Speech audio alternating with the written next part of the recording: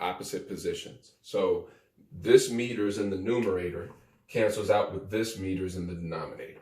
All right. So now step 2 is done. Step 3 is write the units that you do want. So we want kilometers. All right. So now we've got the units we do want, and we cross out the ones we don't. So the only unit left in the numerator is kilometers right now, which that's what we want. Okay. Now we're not gonna go ahead and write the ratio and multiply yet, because I don't want you all to kind of start working with the numbers automatically and get confused. Okay, so let's go ahead and start over at step 1 again. So step 1 is multiply by a fraction. So we got to multiply everything by a fraction again. All right. And now step 2 is cancel out the units you don't want. Now we know that we already did the numerator, so we don't have to focus on that again. But just in case you were confused, right, we know that we want kilometers in the numerator, and we have kilometers in the numerator, so we don't need to focus on it anymore. But it says in the denominator we want minutes. Right now we have hours, so we no longer want hours in the denominator. So how do I get rid of hours in the denominator? I have to write it in the numerator. All right? So opposites will cancel. Numerator cancels with the denominator. So now I no longer have hours involved in my problem, and I can write the unit that I do want in the denominator, and that unit is minutes. All right? So now when I look at my units, right, I just did step 3. I wrote the units I do want. When I look at my units in this problem, everything is canceled out except for kilometers per minute. And that's what I want. Okay, so now we can go to step 4, fill in our numbers and multiply across. So in the problem, it tells you that 1 kilometer is equal to 1,000 meters.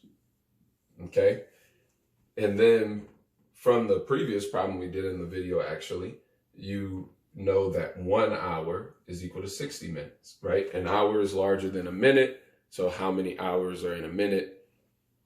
Or sorry, how many minutes are in an hour? 60 minutes in 1 hour. So now we can multiply straight across. Everything in the numerator gets multiplied. Everything in the denominator gets multiplied. If it helps, you can go ahead and put this over 1, because we know this is in the numerator because it's not underneath a division sign. Okay.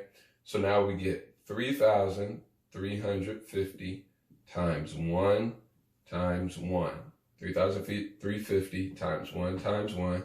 All of that is over 1 times 1,000 times 60. All right. And now my units in the numerator, I only have kilometers left. And in the denominator, I only have minutes left. All right. So now I can multiply that all across. 3,350 times 1 is going to be 3,350 kilometers, right? So that's the unit. And then 1 times 1,000 times 60 is going to be 6, 1, 2, 3, 4 minutes. All right. So 60,000. All right. So now we can go ahead and divide these numbers and figure out our final answer.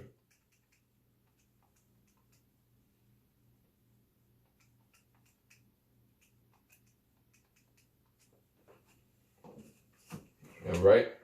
So our final answer is going to be 0.05. And it says 55, but I'm going to round up to 56. All right. Kilometers per minute.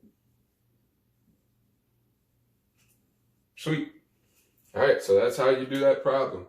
Again, we just reviewed all the steps involved in doing a unit conversion problem, and we reviewed how to do a unit conversion problem.